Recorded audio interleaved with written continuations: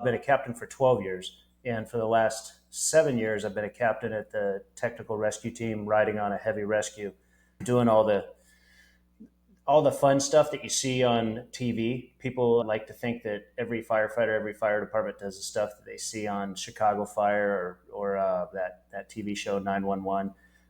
Most of that really special stuff, the high angle stuff, the confined space, the swift water, a lot of heavy vehicle extrication.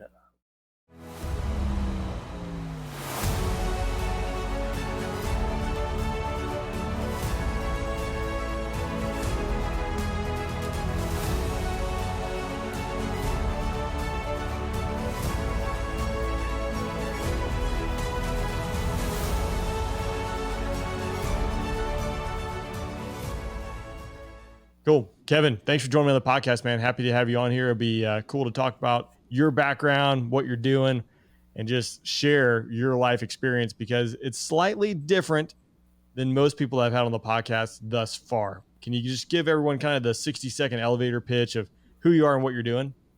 Yeah, absolutely. My name is Kevin Easley, and I'm 51 years old, married well over 20 years now, father of 4 children. Very blessed. I live in San Diego. I work for the San Diego City Fire Department. I've been a captain for 12 years. And for the last 7 years, I've been a captain at the technical rescue team, riding on a heavy rescue, doing all the fun stuff that you see on TV. People like to think that every firefighter, every fire department does the stuff that they see on Chicago Fire or that TV show 911. Most of that really special stuff, the high angle stuff, the confined space, the swift water, a lot of heavy vehicle extrication, all that stuff. That's normally done by the technical rescue teams around the country. And that's what I've been doing the last 7 years. On the side of that, about 3 years ago, I started getting rid of some of my mental baggage inside an anonymous Instagram page. I created a Instagram page called Tier 1 Athletes, and I was just dumping my headspace out, cleaning out, doing some, getting rid of the dirty laundry, folding stuff up. And I was doing it anonymously, and at the same time, I was putting down a lot of my workouts that I was doing, putting in there how I found a way to train. I'm 51 years old. I'm turning 52 in August. It's hard to believe. And I've been doing this profession for 30 years. What I found was it's very hard as a 51, 52-year-old guy to hang with 25 to 35-year-old studs that are coming out and just, they're still running their 7-minute miles and they're bench pressing 225 pounds as many times as they can. And, they're just specimens. And especially in the world I'm running in, a lot of the firefighters at the rescue company, they're just, they're war horses. And to try to maintain respect with them and stay with them, hang at their level, I created my own workout system, started publishing that. Now here I am a couple years later and have almost 5,000 followers on that Instagram page. I've ended up meeting a ton of people, like-minded people like yourself, John, and have had the opportunity a year ago, I started a podcast. I'm only 11 episodes into it, but doing the same thing you're doing. I felt blessed that I got to know people, and I wanted to share those conversations with people that are out there following the Tier 1 Athletes page. So I created the Tier 1 Talks, and that's a podcast available on Spotify, Apple, pretty much everywhere, just like yours. I haven't put any video out on YouTube or anything yet, but that podcast is slowly taken off, but it's a lot of fun. People get to hear the conversations with people that they normally don't get a chance to talk to, and I've had the opportunity to meet a lot of amazing people and for them to share their experiences with people. So that's who I am and where I am. We got a lot to unpack with that because just the technical rescue part of it, like that's a whole episode, that's a whole podcast series in itself. So I'm gonna break that down, but kind of backtracking a little bit with like where you started kind of getting into the public space. Cause again, that's something different for a guy in your profession. It's something different, I think, for guys in my profession. But for you, we're saying, hey, I got to unpack my headspace. Can you elaborate a little bit on what does a guy who is in the fire service for 30 years, what do you got to unpack? I imagine there's a lot of stuff you've seen it's difficult to deal with, and everyone deals with it differently. What was kind of the genesis for there? Was there a tipping point for you? What was it? Absolutely, there was a tipping point. In October of 2018, uh, my company we had been it was about 4:30 in the morning. We'd been sent downtown for a structure fire in a restaurant. Ended up being a kitchen fire. No need for us there. And the battalion chief at scene, he said, "Hey, you guys need to cut. There's a structure fire busting. Sounds like it's going to go multiple alarms. Sounds like people are trapped, and you might as well get on the road." We got on the road, cleared from that fire, went to this next one, and uh, we were the last arriving unit on the first alarm, first arriving unit on the second alarm, right in that space of transition. And it was the sun was coming up, and it was in a beach part of San Diego, and it was a real tough spot for everyone to get to. They had fought a lot of traffic to get to that spot, and they had a real tough time getting water to the fire. And so when we got there, the battalion chief said, "Hey, we have people trapped. Go for a rescue."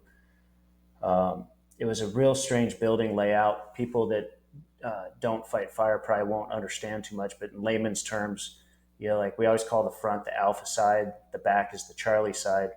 And this was a taxpayer building, which is commercial on the bottom floor and above it, residential.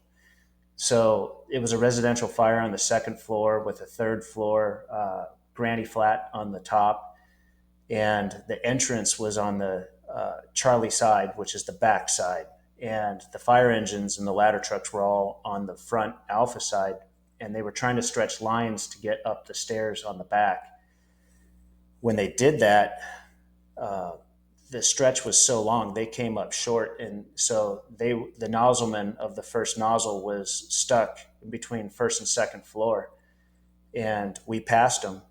My engineer, my two firefighters, and I, and we were told to go for a rescue. We got there, and this guy that he was actually a relief rescue guy, and he saw us. He said, "Hey, don't go! Like we can't get water up there." And one of my guys said, "Copy that.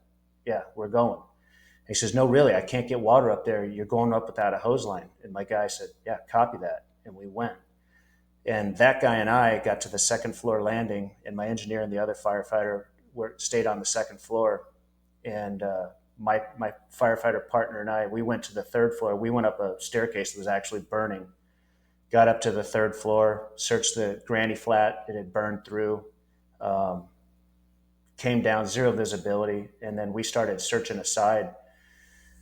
Long story short, zero visibility, incredibly high heat. Um, in the search, the way I had trained my crew to search is one guy would use our thermal imaging camera in one room, and then the partner would go do a physical search of the room, being watched by the guy with the camera, always giving him a point of reference to come out when things got really bad. So they could set off an alarm and flash a light and look at him and talk to him. "Hey, you're coming right at me. Come on out. Come on out. We can get out of there together." Well, one of the rooms that it was my turn to search without the camera, it was a bedroom, and it had like a fuller queen size bed in it. And I climbed up on that bed and had reached as far underneath as I could, climbed up on top, felt the wall, got out of the room. I called it clear, and as the captain, it's my responsibility to call the primary clear, and I did, and I said we found nobody. And in the secondary search, when the fire had been knocked down and the visibility was better, the secondary search was assigned to another company, and they found a guy in there, and they found him dead, and they brought him out CPR status, and it it ruined me. It took me to my knees, and it was I want to say it was a lot of survivor guilt, um, but I also felt like I had failed, and it was an incredibly emotional feeling of I can't even put it all into words, but I felt like I had failed, and I felt like I had actually killed someone that deserved to live. And that's the hard part, is that, like, people talk about post-traumatic stress, a lot of those things. And I've done a lot of thinking about it. I've seen a lot of death in my career, and a lot of people do. Um, but when you're trying to save someone and you fail, that I think those are the things that stick with you. You second guess yourself and you wonder, if I had done something different, if I had gone left instead of going right, if I had gone faster, if I had done a shortcut, if I had trained harder, if I there's so many variables that go into it. And in that process of clearing out my headspace, I was fortunate that I was able to go to counseling. We have counseling through our work, and I finally humbled myself enough to go to counseling, and I was able to right my head and realize that I was there to try to make an unfortunate event for that person better. And it took some time of getting rid of the extreme ownership of his death, of feeling like I made a bad call, uh, to get to the point where I can say, I no longer feel like I killed that person. I don't go around saying I killed that person. But that was where my headspace was.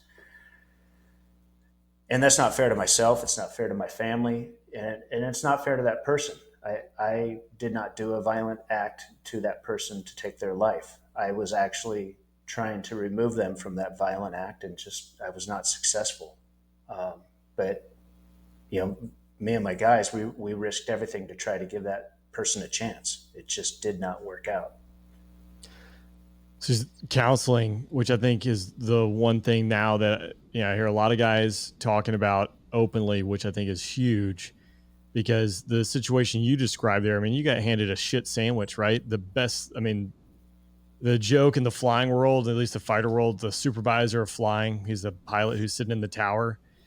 The best you're going to do is break even, but most likely everyone's going to be mad at you because you're there purely when everything goes wrong. And that's apples and oranges compared to your story, right? There are stories where it's much different. Maybe it's apples and apples, but getting that counseling and reaching out, whether it be to, I mean, there are a lot of professionals out there, and that's if you're in that headspace, that's where you need to go. But even too, like the team, I imagine, as a technical rescue unit, you guys are a close knit team, and I imagine on that team, everyone was struggling along the same lines, or was that not the case? I don't know if everyone struggled along the same lines. I know they felt it, and I know when we came out that the battalion chief was making sure my company was good. The other guys, I don't know where they went with their journey. We did not talk it up a whole lot. Um, and like you said, it's a small team, and it's a team of people who want to do something more and be something more. They're the people that they want to be called on to those unfortunate events and go make things better. Um, very, very capable, very alpha, very aggressive people end up being on this team. And it's not uncommon for these people to uh, have multiple things going in their career, being part of rescue, being part of hazmat, being part of the air operations program, part of being the SWAT team. It's just, people reach out and they fill out their career full of adventure. They want to be at the point of conflict. That's basically who the people that end up at rescue are, the people who really want to be right at that point of conflict and try to make a significant difference. The thing every assignment I had, I lost a friend or an acquaintance, at some point in that assignment. So I think over the course of my, active duty time, it was like 7 individuals who are no longer with us for a variety of reasons. Um, the last one was pyro on our deployment. That was probably the one that hit. Maybe it's not fair to say, but probably that was the one that was closest to home. We were 20 pilots, and to lose one right in the midst of a deployment, to me, it's interesting, and everyone reacts differently. And like, I mean, I had several opportunities, right, to kind of go through that process and then to watch other people go through that process. And yeah, I like, I don't know, like me internally, I struggle with like, what's the right feeling? How, if I see, I see everyone react differently, and I don't know, I'm not a psychologist, obviously, I'm not very smart, but um, it's a interesting place to be, right? And in this type of work, death, injury, trauma is part of it, and dealing with that and unpacking it so that you can be like, you can't be a normal human being after it, right? Like the new normal is something different than you were. No, you know, and that's something I just recently got asked, and I was talking to my wife about it. We have a battalion chief that's in charge of our health and wellness program, and he reached out to me the other day and asked if I would share my journey with the people coming in. And you're 100% right, John. I think whether you're in fire, military, law enforcement, you're going to be exposed to a lot of tragedy. You're going to be exposed to a lot of death. You're going to be exposed to a lot of bad days. And I let the way I equate it is that you know you start off your life and you're wearing rose-colored glasses and everything looks great and everything's cheery. Somewhere, some at some point in time along your career, you end up getting this. Someone takes them off your face and they step on them and crush them, and they have a little bit of glass left in them. You pick them up, you put them on your face, and you will never see the world the same as you saw it before. And I think they say the average person that's out there maybe sees one person not actually die, but actually one person dead in their life. And it may Yeah. be just a family member that may have died of a disease or an illness or a sickness or of natural causes. And that may be it. And, uh, that death is something that when it becomes part of your norm and your normal life, and you've seen more death. The problem is when you think what you're seeing is normal and it's not. Um, Yeah. I just had a new guy join, and I said, "Hey, I just want you to make sure you need to go talk to your wife first and say I'm going to change because you are, and and you need to make sure that like she's okay with it because none of this is worth losing her over. You have kids, so you need to make sure that the home is good. But you're going to see a lot of death. You're going to see people die in ways that people don't understand. And over my career, I mean, I've seen people burn to death, heard people burn to death, seen the aftermath of that. I've seen people get shot. I've seen people get stabbed. I don't want to traumatize listeners. I really don't. It's the things that I've experienced. They're horrible, and they do come back. I don't have nightmares, but I do have a cognizant awareness of avoiding areas that I notice that I'll drive away and not go to places where things have happened because I just don't want to think about them because the actual proximity or the sights or the sounds will bring them back. Yeah. And that is one of those things too. An interesting, point is like what you see the average, what the average person will see. I just actually, it was randomly Thanksgiving this year driving on I-20, and I was unfortunately right behind a semi truck that he tried to thread the needle underneath a underpass. Right, he fell asleep, is my guess, just watching what happened, but he did not survive it. It was a pretty gnarly and gruesome incident, and then that like makes me question myself. Right, I was the first one up to the cab. You see it. I think about it to this day. I process things differently, I think, than most people. And Kevin, you're probably the same way. And most people in this line of work, it affects you. I think about it. I also, it drives a lot of my decision making when it comes to, I know you're saying avoiding areas, to avoid memories to a certain extent that, but then also it is in my calculus of decision making of what I'm going to do in certain events and certain scenarios based upon that, right? It's not the golden ticket, but I Oh, find myself thinking about that and how I process it. And I've never talked to anyone about it, but to me, I'm curious about it because those type of events are rare, right? Unless you're in your line of work and you're seeing it every single day. Um, but it's people have to deal with this stuff Yeah, routinely.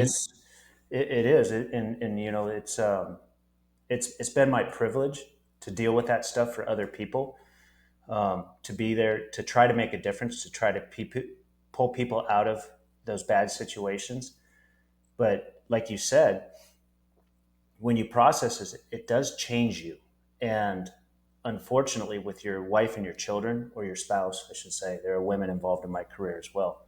With your spouse and children will die 1,000 deaths over your career, because you'll see exactly what happened to someone the night before. And then, case in point, I just recently had a vehicle rescue where it was all kids.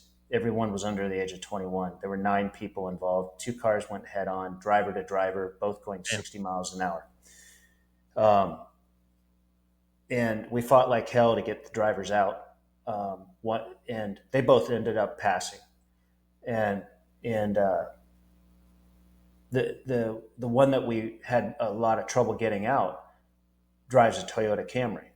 And the next night, my daughter, who drives a Toyota Camry, who's 18, asked if she could stay out extra late. And I'll be honest, predictable is preventable is what comes into your head. And when you've seen it time and time and time again, hey, most of the people I've cut out of cars over my career have been after 10 o'clock at night. Of those, most are doing something they should not be doing. Yeah. They're breaking a law, breaking a rule, common sense. They're racing. They're in the wrong place. They're with the wrong people. They're doing the wrong thing. They're drinking. They're on drugs. They're high. They're drunk. It's always the same thing.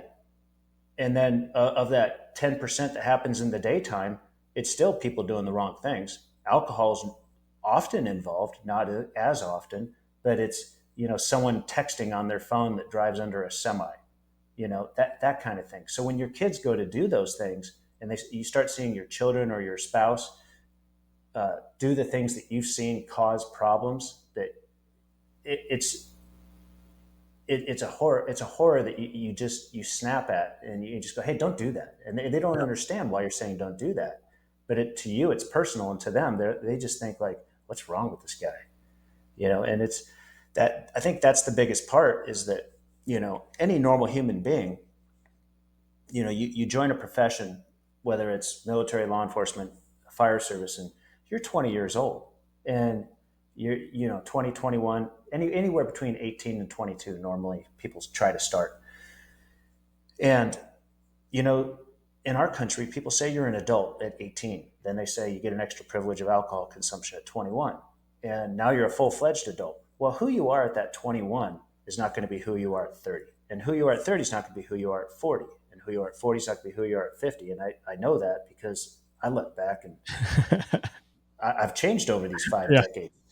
And but not only does just time change you, but all these experiences change you.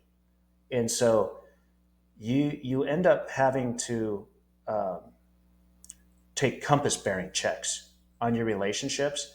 And I did not do that for a long time. I did not do that in my marriage. I did not do that with my kids. And I was dealing with all this stuff in unhealthy ways. I was doing it in the classic, type A guy, right? I was suppressing, I was drowning all this stuff in alcohol and suppressing all of it with that. And then when I wanted to wake up, I drink coffee. And at no point did I become a quintessential alcoholic. I've gone an incredible amount of time without drinking alcohol. I don't have to drink it. But at the time, I was using it to self medicate. And all those things have negative effects on all your relationships. We talked about the fire, right, as kind of the catalyst, and for going down that road and like using, alcohol or not really doing the compass check. What made you want to do that compass check? What got you to say, hey, I need to change things? Um, I think with that final event, I started to overflow, and that's without getting too personal on it, it was I realized like I was thinking of harming myself, and it's not okay.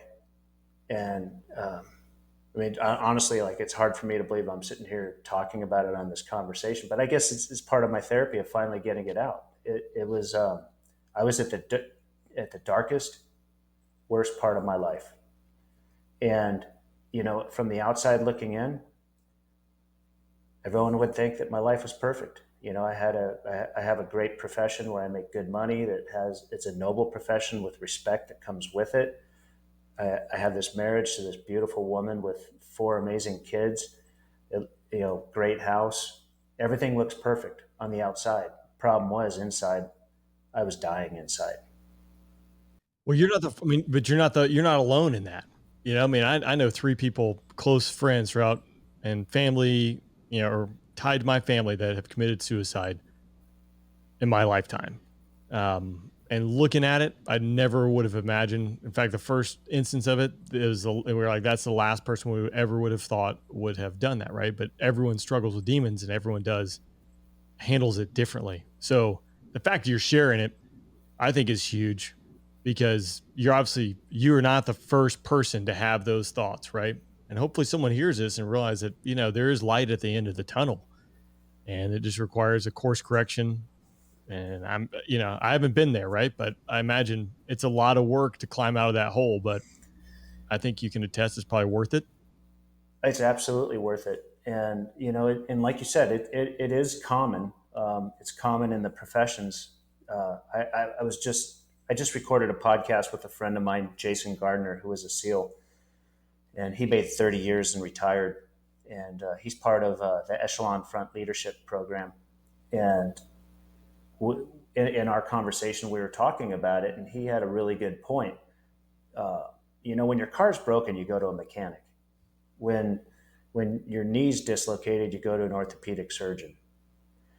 And those are his exact words. Why do people think that they can self-medicate and handle everything on their own? It's you, at some point you have to realize, hey, this isn't normal. It's bothering me a little bit. Or even if it's not bothering you, just thinking about it, why not go take your head and get a tune-up? Talk Yeah. to someone that actually knows what they're talking about, because you may think it doesn't bother you, but it will manifest at another point. Um, and I think that's one of the things that people don't tell people when they begin their careers, that the a chronic exposure to acute events will have a culmination effect on you, and if you don't maintain it by somehow, you can put a graphic description on it somehow of a rain barrel filling up with a torrential downpour, or just a drizzle over years. Well, if you don't open that rain barrel at the bottom and let some of it out, eventually it's going to overflow. And that's where I had gotten to, because I had just had the old school mentality of, oh, if it bothers you, make dark humor. You know, pick at someone else, make a joke out of it. Yeah. Uh, drink. Hey, let's go drink in the morning. Let's, as soon as we get off, let's go hit one of our local waterfront taverns. And that does it work? No, it's like putting band-aids on head wounds. It makes you feel good for a little bit, but Yeah. it doesn't actually solve the problem. That's what I think is good about all of these kind of discussions that are coming out, because we're rolling out of 20 years of continuous combat operations for a vast majority of this generation and whatever the next generation is, and how we split it. But the point is the fact that, like, it goes back to it. It's like, I don't know what the most complex human body part is, but I imagine the brain is probably it. And there's millions of data points and decisions that are being made and assumptions. And if you're not willing to give that a tune up when you're struggling and you're seeing bad stuff, either maybe it's a singular event, maybe it's multiple things, maybe it's things that happen to you. If you're not willing to invest and go get that checked out, you're doing yourself a disfavor. And again, it's like, yeah, I'm not a head doctor, but No, it's probably worth it to go talk to one when you're dealing with you that stuff. know, absolutely. And the other thing that I think people lose, and or I lost it, and this is something that I think is kind of important. When I first went, I minimized everything because I'm not a combat veteran. I said, I don't know why I'm here. I'm not a combat veteran. And the person I was speaking to said, hey, just so you know, a lot of people that serve in the military that end up with, that have a stress, and I refuse to put the D on the end of post traumatic stress. I refuse. So I won't be doing that. I believe in post traumatic growth, in identifying that, yes, something bad happened. Yes, I was part of it. I'm going to come out of it stronger. That's where I am. That's just my personal headspace at this point in my life. Um, but people who have these traumatic events, uh, often in the military, they're in a 4-year enlistment, 4 6 year enlistment, and they get an exposure, and it's not a daily exposure, and it's in a place that's overseas. And it may be one time, it may be 10 things that happen to them, one thing or 10 things, maybe 20 things. But it happened overseas more often than not. And they separate from service, they come home, they deal with it or don't. Um, and I'm not minimizing anything they do. I have an incredible amount of respect for all of our military veterans. But the thing that's not addressed with the fire service is fire service tends to be one of those abnormal careers where you work 30 years for the same agency and your war does not end. And most guys are probably working where they live, right? So when you're off work, you're going to that restaurant, driving through that intersection where you might have had a vehicle extrication or responded to some kind of medical emergency or fire, right? Sure. And it's not even just the traumatic events. It's the it's the grief of, if you ever hear a parent lose their child, and you hear the wail of a mother that realizes their child has left life and is gone forever to eternity. That sound, you never forget that sound. And you don't forget that house that you went into. And but that and the point I'm trying to make on that is, there's, for the most people, there's 30 years of those experiences all bound up. Now the frequency is different for every individual in the fire department throughout the country, whether you're volunteer, which the vast majority of our fire service in this country is volunteer. And I have a tremendous respect for them because they're doing everything that we do without being compensated. They're doing it just out of their noble nature. Hats off to them. I don't think I would do what I do for free anymore. Everyone starts off saying they would, but when you start getting paychecks, it changes you. Um, but across the country, your first responders are, for decades on end, experiencing this stuff where they live, where they reside, with their neighbors, with their friends, and it adds up. And thank God it's finally gotten a little bit of recognition. And I think it was 2018 or 19 was one of the years right around COVID. The fire service was actually losing more people to suicide than structure fire deaths. And it's the elephant in the room that no one wants to talk about, but it's there.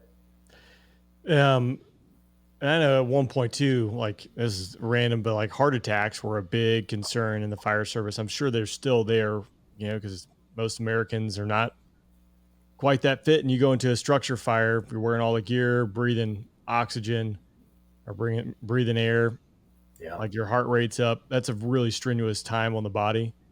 But between that and probably suicides, I got to imagine those were up there at the top. Yeah, it is. And it's as far as the cardiac events, that's something that for the most part is controllable. Uh, you have a choice whether to be obese or not. You do. And people don't want to hear that. People say, "Oh, it's my nature. Oh, it's my genetics." No, it really comes down to a simple math equation. If you want to eat more, you got to move more. And Yeah. I get made fun of all the time for that because I'm a chip addict at the fire station. I would eat a whole bag of chips at lunch. So like when they buy 2 bags for the crews, they always buy a third, because they know I'm going to eat too much. And I apologize. I probably owe an extra a day in chow fund just for chips.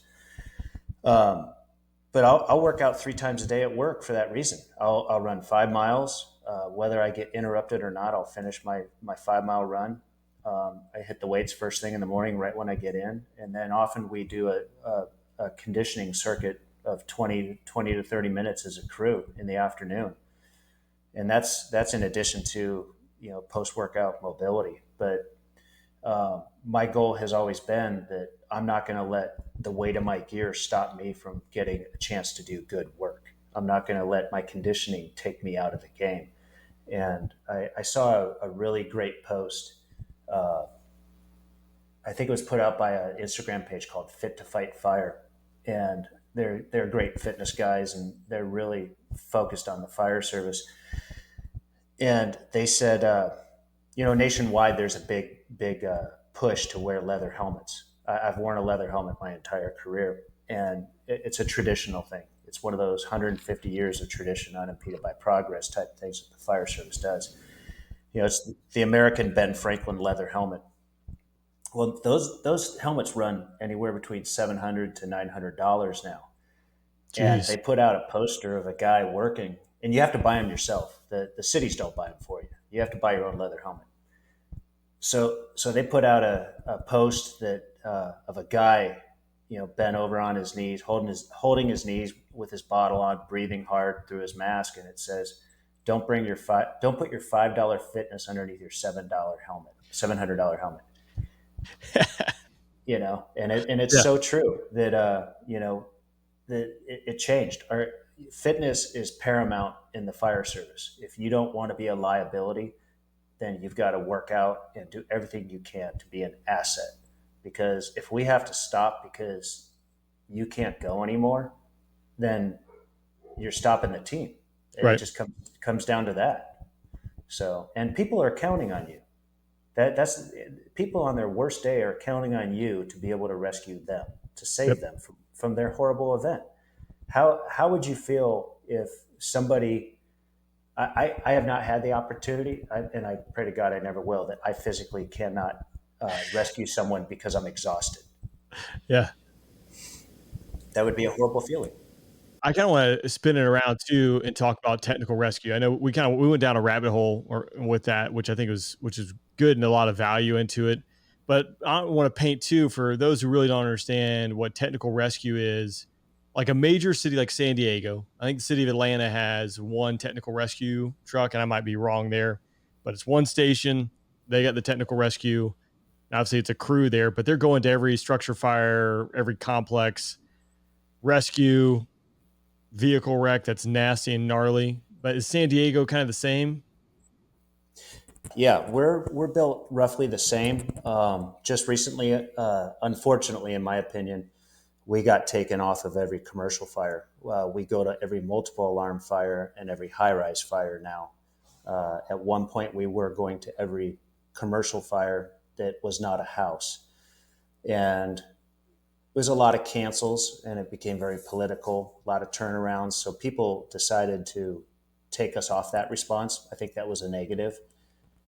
And but as far as what technical rescue is, that it's almost like another 6 to 8 trades wound into just firefighting profession. Every firefighter in San Diego City is an EMT or a paramedic. So they have the EMS trade as it is.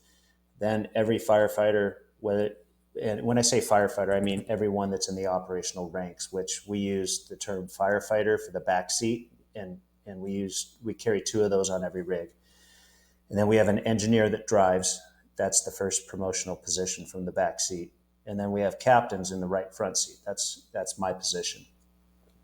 And when I say firefighter, I'm referring to all of them. So um, everyone's qualified to work on fire engines and ladder trucks. So the hook and ladder where there's 2 drivers, that kind of stuff, or just a regular service aerial, which is a regular ladder truck, the big ladder on top. Everyone's qualified to do that. When it gets to the technical rescue team, to be part of the team, you have to have a series of classes that we in our institution, our agency, we require 8 classes. And three of those classes are specializing in structural collapse. So Oklahoma City bombing, New York Trade Center, Pentagon, that type of structural collapse. We go through all the kind of training to search and rescue people out of those things, as well as we do confined space rescue, which could be anything from homeless people living underground, having a fire underground in their little camp. You have to go in and rescue them from that, and then put out the fire and search the area, like drainage tunnels. As crazy as that sounds, that's a fairly common occurrence in the city of San Diego. Trench rescue. So fortunately, because Cal OSHA has hammered down on the trenching and shoring industry because of so many fatalities, we don't have them too often, normally about one every 2 to 3 years. But a trench rescue, where a construction worker or a person is in a trench excavation and then it's not shored properly and it sloughs in, we're trained to get people out of that. Also in beach dig-ins, when kids go dig in the beach, that type of thing. We do swift water rescue, so we do flood and water rescue for the rivers and everything around that. Our drainage is throughout the city. When we get rain in San Diego, it's normally torrential type rain, and people tend to hang out in the flood channels, and they end up becoming victims. Normally, they're just living there camping, and then probably the big one that we do is high angle and vehicle rescue. Those are the last two ones. And the high angle, that's anywhere from cliffs in our local mountains to cliffs at the beach at night. The lifeguards do the cliff rescues in the daytime. We do them at night. And we do all the buildings and ship and amusement park rescues by rope. So we have two large attractions, the San Diego Zoo and SeaWorld, in our city. And both of those have gondola rides that go across their terrain. And when those things get stuck, they call us and send us out there to climb the poles, traverse the wires, get to the cars, and rescue the occupants and bring them down. So we do that kind of stuff, as well as the window washers on the 50-story buildings, elevator shafts, moving people from ships in the shipyard to shore, getting them out of the confined spaces inside ships. And then there's just the vehicle rescues. 95% of the vehicle rescues are handled by the ladder trucks and engine companies, where they just pop a door open and get someone out. But when it's really surgical and someone's really wrapped up inside mangled metal, we get to scene and we do work. And our work is very similar in that nature, that we don't take over a scene by any means. We end up showing up as subject matter experts, and we try to accomplish our mission by, with, and through the forces at scene. So the regular service companies that are already there, we oftentimes will hand off our advanced equipment, our tools, and we'll guide them and instruct them, like, hey, try this, try that. This is, move that tool to this place. But those advanced vehicle rescues, whether they're heavy rescues involving trains, trolleys, 18-wheel semis, buses, we go to those. Or if they're just really bad passenger vehicle rescues, we'll end up at those too. So we do all that, as well as large animal rescue. We rescue horses and that from canyons. We end up flying them out by a helicopter hoist harness. Believe it or not, horses get stuck too. And we also do protester removal. So all these people that decide to shut down government buildings, chain themselves together, hang in front of shipping lanes, off bridges, we'll go remove those people and do it without them ever being able to touch us. And what's the threshold with that kind of stuff? Is it the mayor, the police chief says, yep, they've crossed X threshold, broken whatever law, and now you're authorized to go out there and remove these people? Yeah, it's a real touchy subject. I've only done it a couple times, and it's one of those things where it's normally a group, such as the last time I did it was anti-meat eaters, and they had shut down City Hall, and they had chained themselves together around their neck, and and were wearing riot gear to protect themselves from being assaulted. And uh, I just met up with the police sergeant and said, "Hey, are these people Mirandized?" Yes, they are Mirandized. Okay, so they've been all been read their rights. He says, yes, they've exercised their right to protest. Their protest was heard, it was organized. It's now a civil disobedience. And so once I clarify that they're actually under arrest after having been removed, those technically they're actually under arrest at that point in time. At that point, they're property of the state. So that's when you can actually remove them. But it's a legal process that you really have to pay attention to, because you can't take away someone's right to protest. It has to Yep. be finally deemed an illegal protest, and that they're now a civil disturbance for anything like that to happen. I can't even imagine navigating that in this space today, right? Like everyone has an iPhone, they're videoing, and then you have to be a lawyer because the lawyers are going to look at it when once it's out there in the media or once it goes to court, and like it's you who's going to be on the line. Like you're going to be the guy who gets fried if you did something wrong. So how do you navigate that space? I mean, has it been an issue in recent times? Because it seems like things are quite tumultuous past year or so. Well, we have not done it since the George Floyd incident. So since Black Lives Matter came out and did that, we've had Black Lives Matter in our town. They actually painted our fire station in the middle of their disturbances. Um, they they have not done any of those activities to chain themselves up. However, it really doesn't change the fact that we're coming in uh, after the police have decided it's no longer a legal protest. So we do go through training for it, and it's 2/3 of the training we go through are actually classroom legal training of what are the protesters' rights, what can you do, what can't you do. You know, people always make jokes. Oh, why don't you just pepper spray them? They'll leave. They'll come out of their stuff. Well, case law. That's already been done once. It didn't work out so well. You know, so it's very simple. You have to remove their devices from them without hurting them. And you're right, people are filming it and it's under scrutiny. So you have to train a lot. You have to really understand the obstacles that you're taking apart, and you have to be good with your tools. And it really comes down to just like anything else. You have to focus and make sure that your team understands that failing is not an option, that you have to train to play in the worst conditions. You have to actually be a master of your trade. You can't just wing it. It's not going to work. If you don't make it to the point where your competence is actually excellence, then you're going to end up eating a shit sandwich at some point. Kind of circling back to the training aspect. So I equate, technical rescue is a lot to like weapons officers in the Air Force. Weapons officers go out to Nellis, they spend 6 months, they come back as experts, and they're the instructors that teach the instructors how to teach everyone else. And they're your guys and gals when it comes to really the complex stuff. And how are we going to go take down near peer adversary X, Y, or Z, or whatever it might be?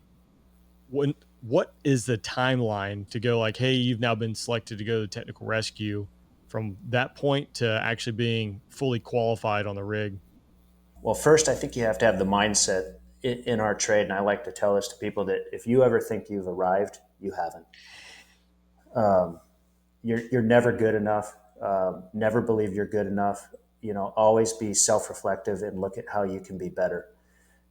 You don't know everything. If you think you know everything, you don't. We train a ton. As far as being selected, we don't have a selection process inside to get onto the team as a relief member. It's just an application, and anyone can go out and get the training. The training is prohibitive. It's roughly, if you were to do it out of pocket, you're going to spend anywhere between $15,000 to $20,000 out of pocket to get the training. When the department sponsors you and you get it, it's basically on seniority. It's a civil service affair.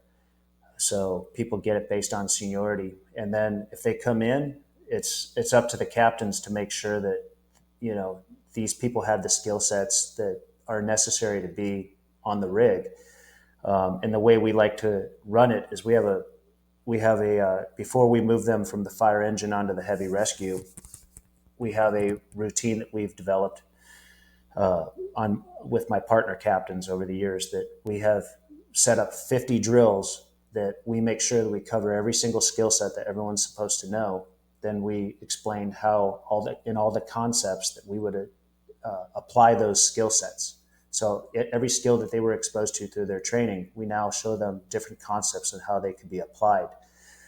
And then we have several drills that are basically psychological drills where we're developing the mindset, and we call it the rescue mindset. And it's a mindset where someone has to be able to think in a non-linear thought pattern. And when I say that, it's uh, you know you're working on a complex problem alone without supervision. And as you do steps 1, 2, 3, all of a sudden you have to transition over to step A and B of another part of the problem that you created. And then once you're done with B, you get back to 4, 4, 5, 6, and then, oh, now there's this new problem. I have to solve this problem before I continue.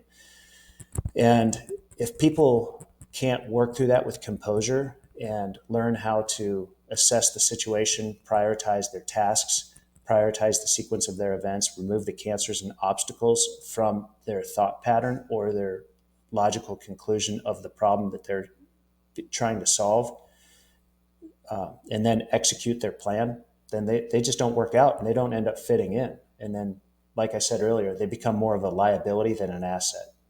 And we're looking for assets. We try to keep assets around. So good problem solvers with no quit attitude.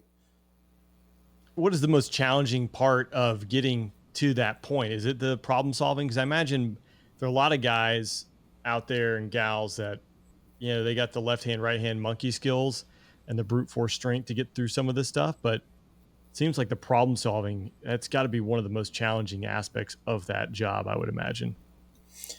Absolutely, it is. It's the mental part of it that is the hardest part. It's hardest to learn, and it takes an individual putting themselves in those situations with various problems that they don't know how to solve, and seeing how they can solve it on their own. I like to tell the people that I work with the most valuable piece of equipment on the rig is the people, and we owe it to each other to develop each other and with problem solving ability, because it truly is a team environment. I may be the captain, I may be the rescue group supervisor, but if one of my people comes to me and says, hey, this plan's not going to work, I'm going to listen, and I'm going to humble myself, and I'm going to take input. If they see something that's not safe, if my primary plan or my secondary plan or my tertiary plan is not clicking, it's not going to work, I want to know, because it's one of those, uh, you know, the strength of the wolf is the pack, and the strength of the pack is the wolf type things. Like we none of us can do it alone. We all need each other, and we all have to be good problem solvers. And then we all have to have the ability to be uh, probably mediocre at best in all those trades. And then individuals will end up rising into different specialties. One guy might be really good at structural collapse. One guy may be the best rescue swimmer we have. One guy may be the instructor for large vehicle rescue. Somebody may be a rope specialist. But when we start bringing it all together and we start training each other and focusing on making each other better and challenging each other, that's when everything comes. So I want to jump all the way kind of back to that initial foray into the catalysts into pursuing, social media and getting out there, right? Which is the fire. So the fire service, I imagine they mentioned there were some things that fell short in that fire. One, the hose is not reaching, having tough time getting water. There's traffic arriving on the scene or getting to the scene. Obviously, those fires, it doubles in size like every minute, right? I know it probably depends on the combustibles that are inside that space. But is there a process that happens after the fact where there's a hot wash that you go through and look at, like, yeah, we didn't get water on the fire by X time, whatever the goal might be, or whatever it is, to dissect that process and figure out, hey, how can we adjust the team? What can we do differently? Or there's just too many variables to handle? No, absolutely. The fire service has adopted many things from the military, and that's one of them. We call it the after action review, AAR. And we get together, and as soon as everything's normalized, the companies get together, the company officers speak about their initial actions, what they saw, what they did, why they made a decision. And it's a learning process for everyone involved, and everyone has a voice there.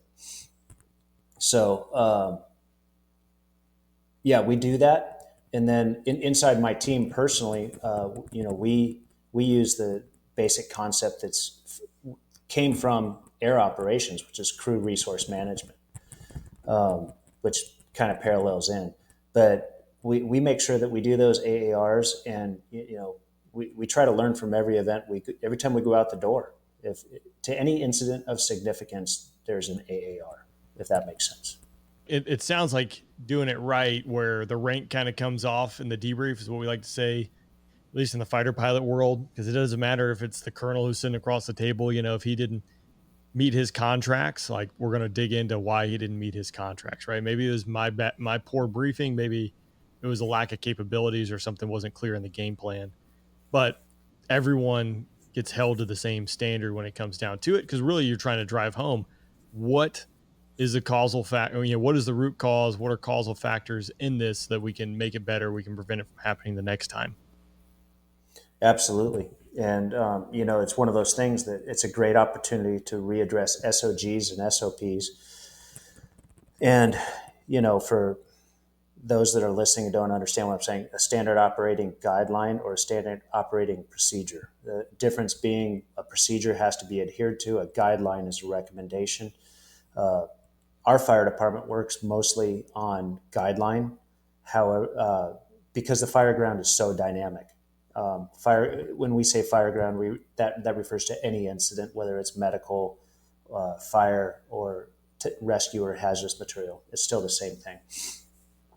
But it's such a dynamic, unpredictable, and situation with so many variables that we're guideline based, and it's one of those things that you cannot anticipate all the problems you're going to see in your career, but some of them do come back. There's a large portion of bread and butter. We call them bread and butter jobs that will come back, and they get really easy. The old can of corn saying, that that's an easy one. The apartment fire on the first floor. 400 square feet, fire coming out of a bedroom, nobody inside. Man, that takes about 15 minutes to take care of, and then 5 minutes to talk about, and that's it. comes with experience. The I can only imagine just the variety and things that you have seen over the course of those 30 years. What is, like, the past year, right? There's a lot of noise out there, social media, the news. I don't even talk about law enforcement. I can't imagine being a cop these days. Or in the fire service, are you guys having issues with recruiting and getting recruits? Because I'll say it's something the Air Force, getting people to be fighter pilots, and while it's apples and oranges, I think to a certain extent of why we're having issues with that. Is the fire service struggling with finding qualified applicants to go out there and join? Our city is struggling to find qualified applicants. Our city is struggling to find the best applicants because we're not well compensated. Okay. We're surrounded by Orange County, Los Angeles County, LA City. Those agencies are making an incredible amount of money. And then San Diego City, inside San Diego County, we're not compensated. We're at the bottom of the compensation. We're out of the 18 cities in San Diego County, we're at 18 in almost every pay rate. So we have an incredible turnover. We've lost the belly of our firefighters, meaning the firefighters that are the 8 to 12 year firefighters that should be promoting to engineer. We've lost them. They've gone to other agencies. And so it's hard to replace those people. So we're having a shortage in the engineer rank, and then we're having a shortage in the captain rank because of our promotional processes. So it's not flowing well anymore. So we're short in all positions. The struggle in the fighter pilot world, right? I mean, I got out of active duty at the 12-year point. Like, how long does it take to make a 12-year fighter pilot? Like, it takes 12 years. Same. How long does it take to make an engineer with 8-10 years of experience? 8 or 10 years. Like, you can't just make it up. And there's a multitude of reasons why the Air Force is struggling when it comes to keeping people in the ranks. Honestly, this past year, I mean, I watched a lot of my buddies who were planning on getting out who did not get out because of COVID. And now that the pipeline is, the spigot's turning back on, they're bailing. And I just saw the bonus take rate for pilots, because that's kind of been a staple, and it's red across the board of take rates. And again, it's a multitude of reasons of why that happens. But where I was going with this is, I'm a big fan of Andy Stump, the Cleared Hot podcast, and Mike Glover. And one of the points they've made it a couple different times on separately and together is, in the last 100 years, this has really been the first time that we've outsourced our safety to other people. Like nowhere in the history of time have we been able to pick up the phone and call 911, or out in the middle of nowhere on a cell phone and call 911, and people are going to show up there and save you. So it kind of lends me a little bit of concern, where you start hearing a lot of, fire, law enforcement, things like that, where they are getting tapped out because people are not staying. Or really, we had the other thing is, we go through we had tornadoes rip through just 2 miles south of my house about a month and a half ago. And you think about that, the county probably has 4 or 5 ambulances. Like, in a mass casualty event, like that's tapped out instantaneously, but you've outsourced and you're depending upon it. So it's an interesting thought process, at least where I've found myself changing and thinking about things a little bit differently, because you've always assumed that you can pick up the phone and someone's going to show up and help you out, but that might not necessarily always be the case. And that's my concern in the future. It absolutely has gotten to that point. I think 911 changed the world. A 3-digit number to send someone to help you or solve your problem. First off, I think it made people lose track of what a real problem is. I think that Andy and Mike are 100% right. Outsourcing your personal protection. You need to, as a human being, you need to be able to be self-reliant and solve a lot of your own problems. They used to say that the average person would dial 911 once in their life. We have people dialing several times a day. There's a lot of abuse out there. Yeah. As far as running out of people to respond, I think law enforcement's heading into a real problem of having qualified, competent law enforcement officers. They've been so defamed by the media, and it's horrible because they stand in between the bad and the good and are willing to be that line. The vaunted blue line, the thin blue line. They have saved so many people. And I can hardly find a law enforcement officer that wants to come on my podcast now. It's so difficult. I have a lot of friends that are in law enforcement. Several of my close friends are involved in the tactical units on law enforcement, and they've been on my podcast. But it's getting to the point where I can't find someone that wants to be on. So if there's a listener out there that's a law enforcement officer that wants to be on a podcast, hey, hit me up. Yeah, same. Okay. Yeah, I would love to have you on and talk about it. But society has changed, and public safety, public service has taken a big hit. And I don't know what the answer is. I don't know if we've reached the far side of that pendulum swinging yet. I don't know. And when you have these cities across the country defunding their law enforcement, and the fire service has always been defunded. It's always been, hey, that's an insurance policy that we can't afford to pay. And as a result, the fire service has always added more missions to its profile to justify its existence. And this has been going on since the structure fire peak of the 70s hit and has dwindled down over the years. Yeah. And so to this day, the fire service is the agency that gets, the city administrators sit in their chairs and go, hey, we have a new problem. Who's going to handle that? Oh, I know. We're going to send it to the fire department, And, so we have all these different missions, kind of like I just said about technical rescue, all the things we do that people have no idea we do. Right. I mean, who would think that, the fire department's going to send 8 people in a helicopter out to get your horse out of a canyon? Well, hey, in San Diego County, that's what we do.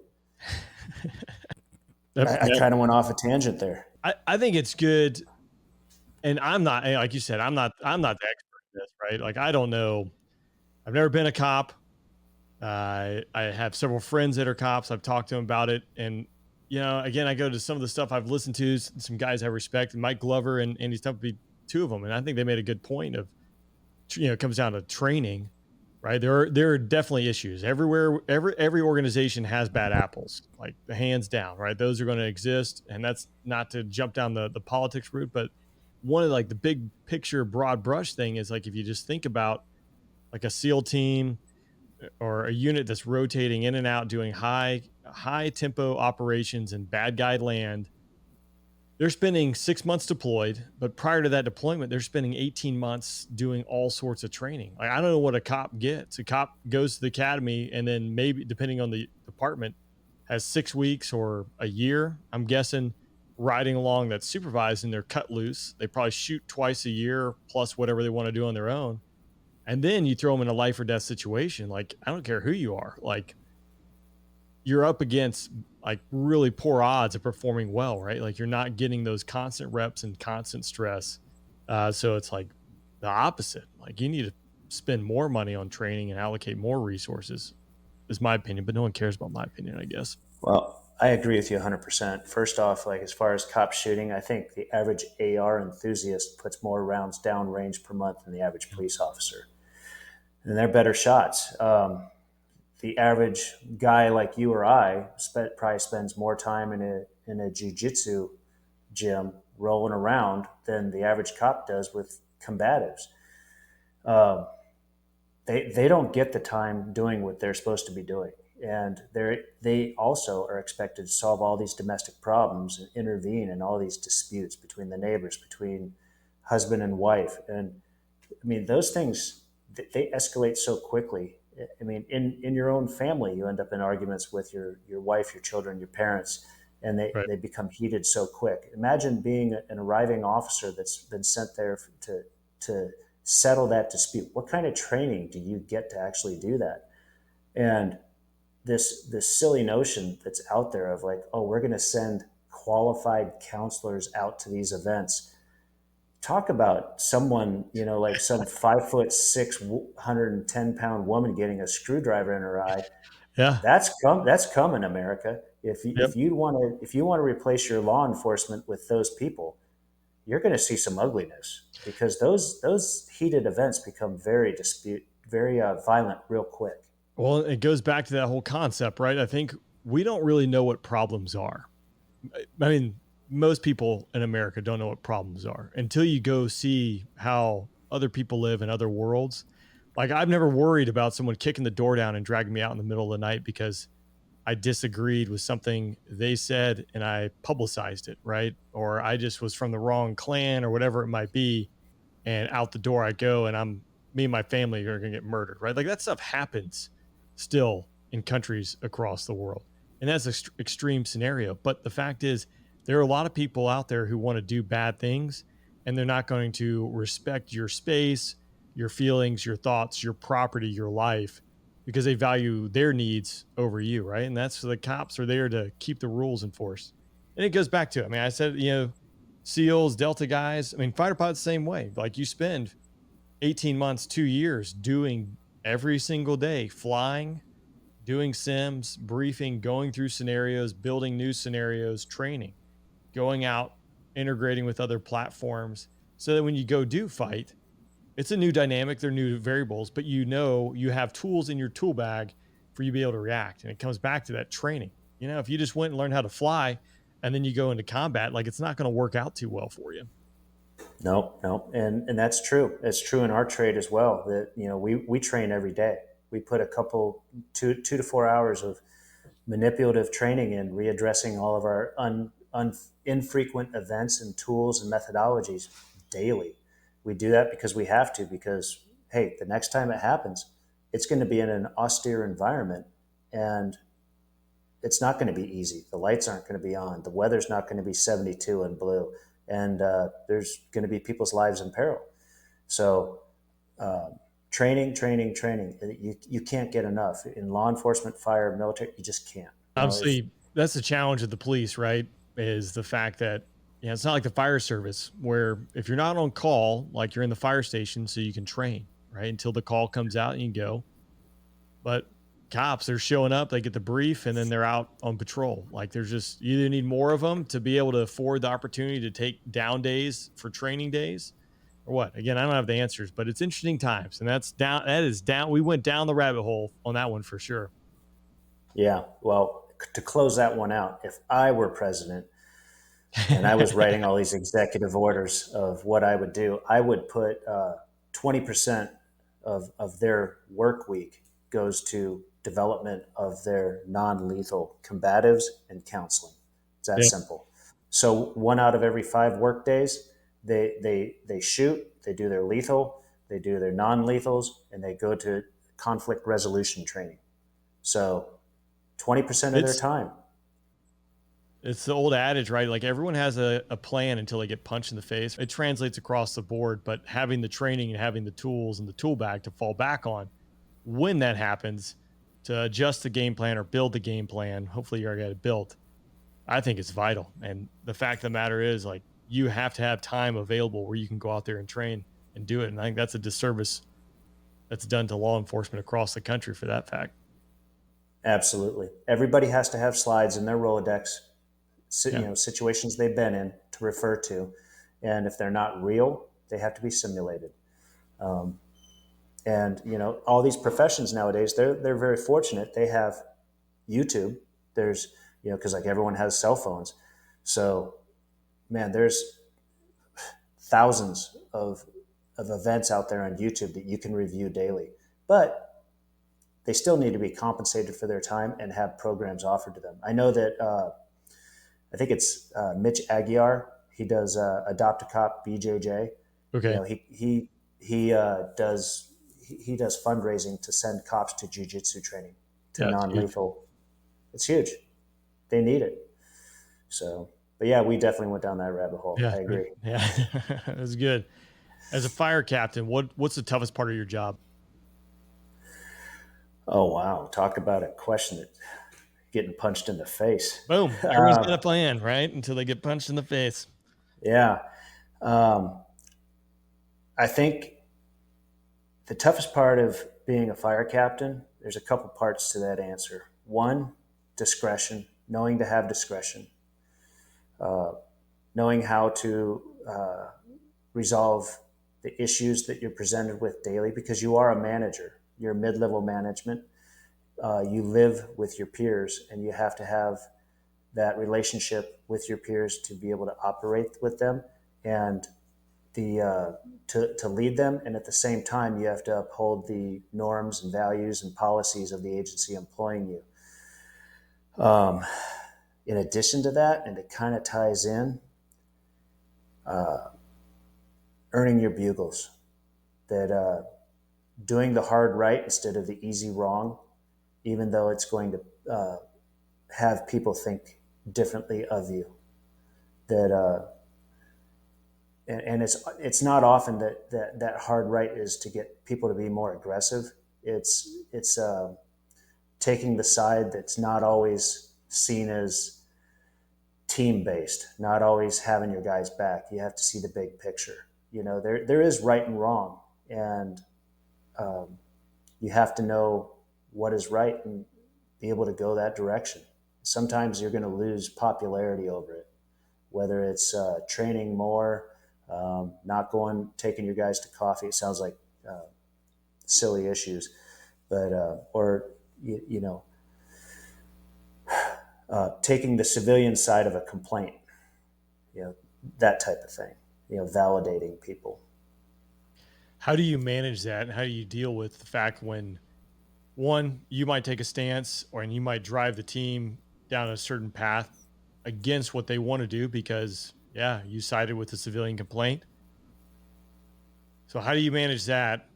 And then I guess the unique piece is your bunk is probably 3 feet away from everyone else's. Maybe you got your own room, but I mean, you're in there like 24 hours a day living with these guys. How do you manage that? I think the best way to manage it is from the beginning. Um, you know, I've found as a leader and as a manager, being proactive instead of reactive has been the best thing. Um, I have not come across too many people that have come into service that want to do a bad job. And so I sit down with my people about a week after I get them assigned to me.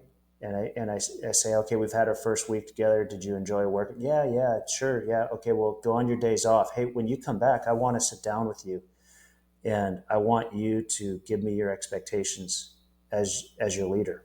I want to hear what you expect out of me because I'm going to meet your expectations. And not only that, I want to know where you want to be in 3, 5, and 10 years because I want to facilitate that for you. I want to help your career. And they take that down and they think about it. They think, wow, okay, well, someone's investing in me.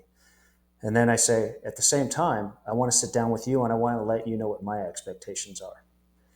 And when we get back and I've heard everything from them and I say, okay, and I take my notes and I know what I need to do to meet their needs, I sit down and I go over the review form with them, and it's a subjective objective review. So I sit with them and I say, I want you to understand what I want to rate you as an outstanding employee. But I can't do that without you understanding what outstanding, in my opinion, is. So I want you to know what my opinion is. In all these categories, we're going to go over them and we're going to answer all your questions. And if it's still for you, then it's up to you to meet those objectives. The beauty of it is that when people look at that and they say, I'm being given an opportunity to be an outstanding employee and rated by my supervisor as outstanding, it's a goal for them that's discernible and they go after it.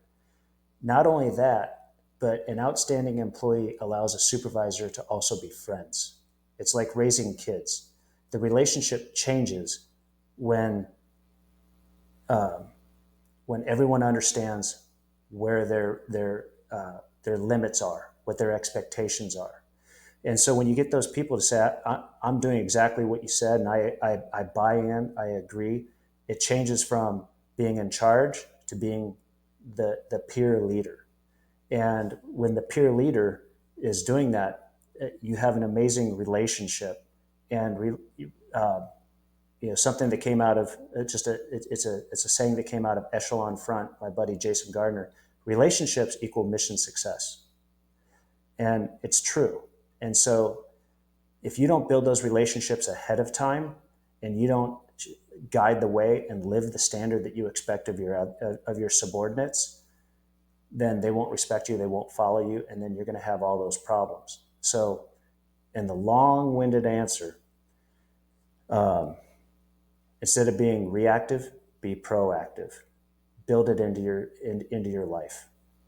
Yeah, Kevin, I think that's really poignant. And I think that translates across the board, no matter what career field you find yourself in, because it's easier said than done, but it's pretty simple when it comes down to it.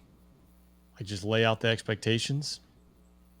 People know where everyone stands. They know where the line is, and they can adjust from there. So I think that's a good way to kind of wrap up. But I would like to ask you, and as I ask all my other guests, if you found like 15, 16-year-old Kevin walk on the street, is there anything you would tell him?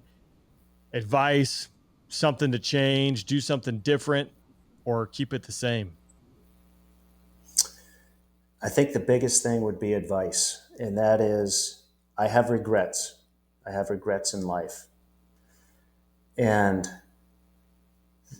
I don't want to go into them, they're personal. But the pain of regret lives in you forever. So when you're given an opportunity, if there's something you want to do and you're just scared to do it or you're hesitant to do it, think about if you're going to regret it. Because you get one really fast ride on this planet. And even though I've got 52 trips around the sun, man, I tell you what, I remember the 70s, 80s, 90s, the thousands, the tens, now we're in the 20s. It's gone fast.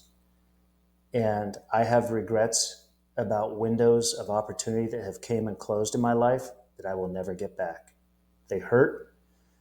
Fortunately, they're not about relationships. Um, I've been married happily to the love of my life. I have 4 amazing kids, but there are things I wanted to do that I never did. So live forward, be bold, go after what you want in life. Don't hold yourself to someone else's opinions. Don't live with any regret. Live like your hair's on fire every day. I know you're talking about opportunities and taking that, but I do think it, again, that's one of those things that ties together, that the moral of the story is you get one life, and I know it happens fast and in a blink of an eye. And I know it's cliche too, right? Like, I remember being a teenager and like every year clicked by so slow, but now I see it. It's picking up every day, every week, every month, every year. It just clicks by faster and faster. Someone's thrown in an AB and has just left it there. So I don't know. Got one life. I think that's sage advice. So sorry to jump on top of that, but Yeah, it resonates with me. not a problem. Yeah, that regret, it's personal. It's in there deep. I think about it often, but I'm doing everything I can now, and that's why I'm reinventing myself. You're going to round out your fire service career. But lens to, like, where can people find you and what you're doing? Because you're not just saying I'm done and I'm out. You're constantly growing and improving. So where can people find you? And when they find you, what can they find? A lot of finding. Well, on Instagram, I'm at tier_1_athletes, and on podcasts, I'm at Tier One Talks. Both those have links to emails. That's where I am, and my Tier One athletes. That was something that has organically turned into relationships, and I'm meeting people like you, others across the country of similar mind, and that's going to be my 50s and my 60s of reinventing my tribe, reinventing my life, and continuing to live. So that's where I am. Those that want to be guests on podcasts, hit me up. If you want to just read what I dump out of my brain, my workouts, follow me at Tier One Athletes on Instagram, and it'll be fun. You'll see a lot of people from across the internet that follow as well. Awesome. Kevin, thanks for joining me. Thanks for sharing your story, and just enjoyed chatting with you today. Thanks, John. I appreciate the opportunity to be on your show. I really mean that. It's being on the other side of the microphone is my comfort zone. Being on this side, man, I tell you what, it's. I feel like I'm a woman going through menopause. I got hot flashes and just feeling all funny and stuff. So, thank you for putting me in my uncomfortable zone. Yeah, right. We're always growing. Awesome. Kevin, look forward to chatting more and seeing what's next, man. Thanks, John.